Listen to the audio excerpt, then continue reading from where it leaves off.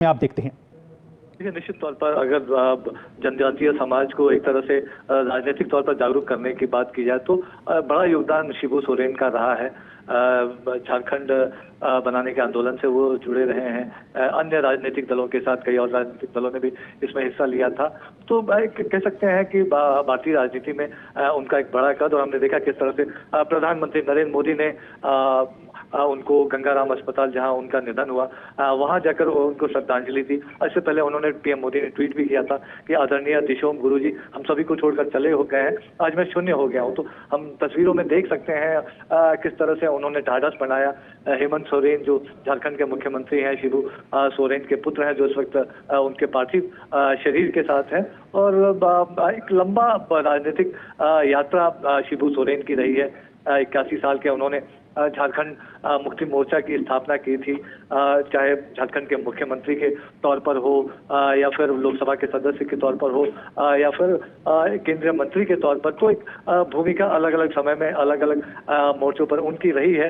लेकिन एक बड़ा योगदान कह सकते हैं, खासतौर से उस समुदाय से, जिस समुदाय से वो आते हैं, उन्होंने एक बड़ी भूमिका उनके अपलिफ्टमेंट में जरूर निभाई है। और पीएम मोदी ने उनका जो योगदान था भारतीय राजनीतिक में आदिवासी समुदाय के उत्थान के लिए, झारखंड निर्माण या झारखंड को आगे बढ़ाने में, तो उस कद को एक तरह से पूरे देश की तरफ से श्रद्धांजलि दी है। जी बिल्कुल। और हमारे साथ हमारे संवाददाता नितेंद्र सिंह भी इस खबर पर जुड़ गए हैं। नितेंद्र, कैसे आप देखते हैं, क्योंकि शिबू सोरेन की अगर व्यक्तित्व की बात की जाए तो जिस तरह से उन्होंने जनजातीय समाज के उत्थान और खासतौर से उनके सशक्तिकरण के दिशा में अपनी तरफ से हमेशा वो आगे रहे, तो इस पूरे अब कैसे देखते हैं इस पूरे घटनाक्रम को? देखिए, जो सबसे बड़ी बात है कि वो शराब के खिलाफ थे जी, खासतौर पे आदिवासी समाज में।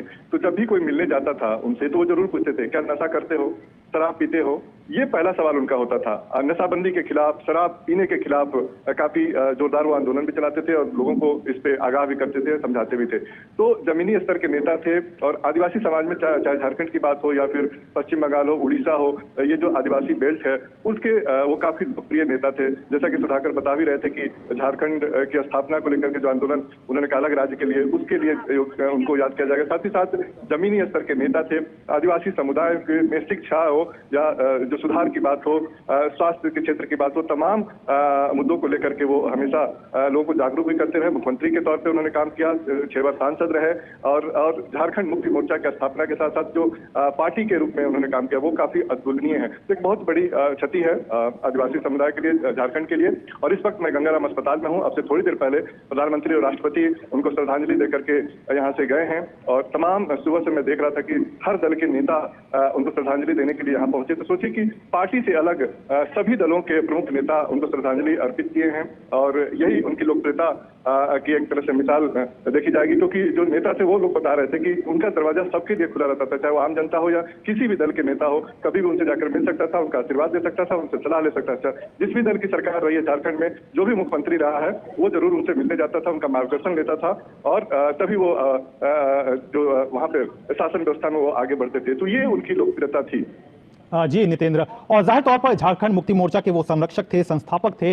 तो ऐसे में एक कहना चाहिए कि एक बड़ी क्षति तो है ही है, लेकिन जिस तरह से वो दिशा देते थे, जिस तरह से भी किसी भी कार्य को करने में जो उनकी निपुणता थी, जो गुणवत्ता थी, उसकी भी अब कहीं ना कहीं कमी खलेगी नितिन?